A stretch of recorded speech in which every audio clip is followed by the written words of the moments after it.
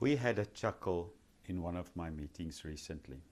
I was with an EOS client, and as we always do when I speak about expectations and we discuss our expectations for the meeting, I expressed my expectations like always in saying I need two things: that we are open together and that we're honest together.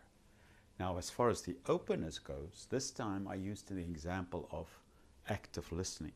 Now, active listening is when you listen to someone else without trying to come up with a response. You're simply leaning in, you're curious, you're fully listening. And I use the example of that, sometimes you don't need to answer, you just need to show that you're involved.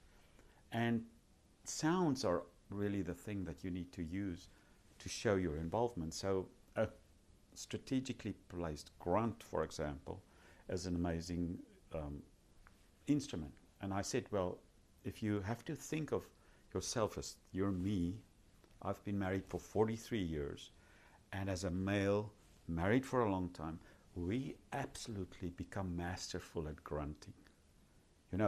When someone's speaking, you can just lean in, listen, and from occasionally make a sound. And then when the final piece is delivered, you just make a heartfelt grunt. That's all that's needed. They laughed. They thought this was hilarious. And I thought, it's really true. It is funny, but it is really true.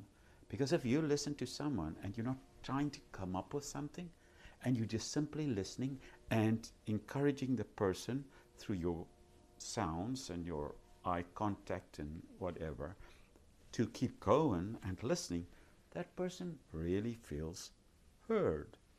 And feeling heard is the closest thing to feeling loved in business. So there you have it.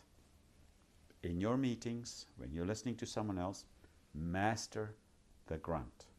Take this from an old guy who's been married many years. It is a powerful tool. Master the grunt. Hope you find this useful and humorous and true. And we'll speak again next week. Have a great week.